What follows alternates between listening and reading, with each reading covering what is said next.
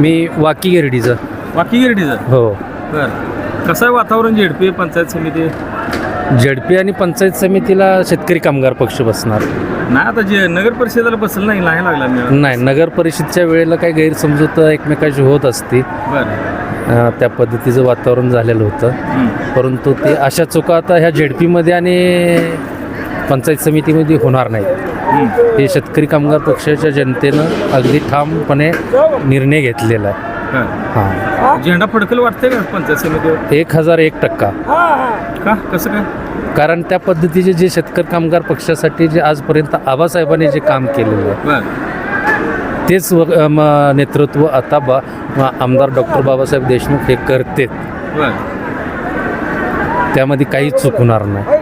पण आता दुसऱ्या बाजून म्हणते तर सत्ता आमची आहे, सगळं आमचं आहे, पैसे आणतोय म्हणून लोक आम्हाला मतं देतात. सत्तावरती कोणाची असो, बरं. परंतु सांगोल तालुक्यामध्ये हमेशा शेतकरी कामगार पक्षच राहणार आहे.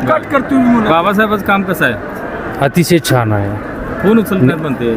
निष्पक्ष. फोन उचलत नाहीत म्हणते तर. नाही, फोन उचलले. काय असतं, तुम्हाला कसा अनुभव? अनुभव असं काय असतं की ज्यावेळी कोणत्याही गोष्टीची जबाबदारी आल्यानंतर तो व्यक्ती त्या क्षेत्रामध्ये बिझी होतो. बरं. आणि ज्यावेळी फ्री एखाद्या कोणती जबाबदारी नसती त्या व्यक्तीवरती, तो कोणाचं पण फोन उचलून काय टेन्शन आहे. परंतु जबाबदारी असते समोरच्या काय जी काम माझा लोड असतो तो लोड जोपर्यंत सांभाळण्यासाठी आणि ते काम शिकण्यासाठी थोडी वेळ लागणारी गोष्ट आहे. है ना? आणि हे कोणी फोन उचलत नाही. त्यावेळी एक मित्रत्वाचं नातं असेल, आता पण असतंय. परंतु आता सध्या एक ते तालुक्याचे आमदार आहे. त्यावेळी फक्त उदाहरणार्थ माझ्या एकट्याचाच फोन उचलत असतील आणि आता उचलत नसतील, त्यावेळी फक्त सर्कल दोघापर्यंतच असेल एखादे जो असे बोलणारे असतात ते. परंतु आता जे सर्कल आहे ते पूर्ण तालुका हँडल करायचा आहे त्यांना.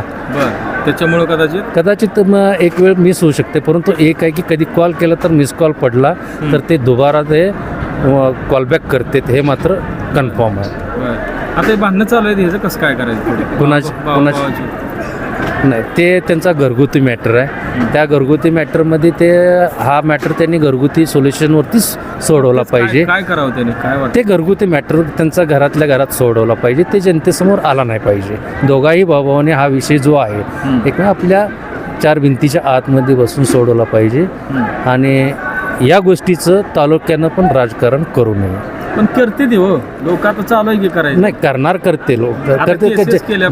जे कुणाला काय काम नसतं ते काय एकमेकाला माझ्यासाठी पण कोण वाईट सांगणार, तुमच्यासाठी पण कोण वाईट सांगणार, पण त्यामधून चांगलं काय आहे हे आपण ऐकलं पाहिजे आणि आपल्याला समजलं पाहिजे.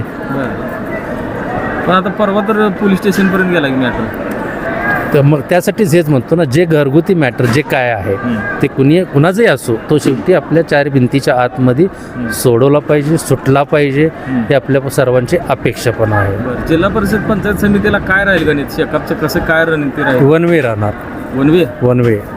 बरं. मग तिकडून दुसऱ्या बाजून सभा वगैरे जोरात चालले नाही. ते मग सभा असली तरी किती जे असले तर भावनिक याच्यामध्ये किंवा लोभामध्ये जनता जात नाही.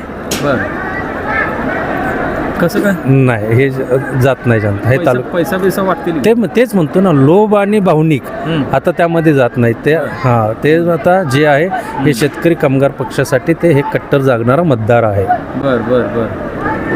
पण बाबासाहेबांची विचारधारा नेऊन डोळेला मिळवली, दावणीला बांधली असं चाललंय लोकांची टीका. नाही, हा चुकीचा गैरसमज आहे जनतेचा. म्हणजे जे असे म्हणतात त्यांचा जनतेने जे बोलतात असं यांचा हा गैरसमज आहे. काही चूक केलेली नाही. हे निर्णय अतिशय योग्य आहेत.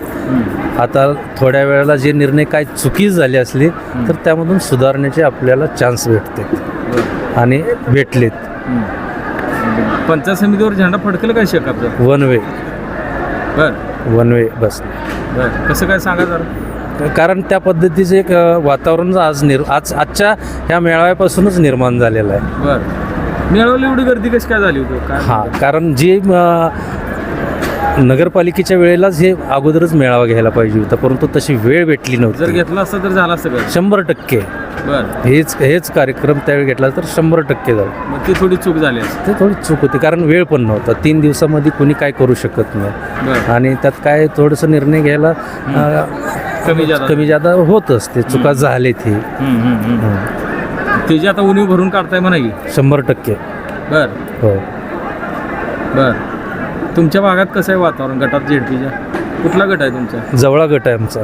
जवळ गट आहे का? हा, मग जोरात आहे गट ती. हा, कसा मेळ लागायचा आता? लावायचा. बर अगर मेळ लावायला काय लावून घ्यायचा मेळ एकमेकाचा आणि लागणार. बर मेळ लावणार म्हणाय तुम्ही? हो हो. मग दीपक आबा सोबत आलं तर कसं गणित राहील? अतिशय छान राहील. बर जर दीपक लोक बरीचशी म्हणली सभेत यायला पाहिजे. बरं. हां हां त्यामुळे ते एक खालून जनतेच्या मनातून आहे ही गोष्ट. अगर निष्पापपणे दोघांनी पण युती केली तर अतिशय छान आहे. आणि पण अगोदर पण तालुक्याची युती होत होती. होत होती. आबासाहेब आबासाहेबांच्या वेळेला पण झालेली आहे. ही एक वेळ नाही, भरपूर वेळा झालेली आहे. आबांनी खूप मदत केलेली आहे. मग त्याच पद्धतीने आता सुद्धा आबा हे करणार आणि करते. त्यामध्ये काय अडचण येणार नाही. बर एकत्र आले तर मग जोरात आणि जे पाठीमागचं 55 वर्षाचं जे राजकारण होतं तेच पुढं 75 वर्ष आपल्याला बघायला मिळणार. आपण सांगूला पॉलिटिक्स हे यूट्यूब चॅनल जर पहिल्यांदा पाहत असाल तर नक्की सबस्क्राईब करा आणि तालुक्यातील प्रत्येक बातम्या, ताज्या घडामोडी काही क्षणात जाणून घ्या.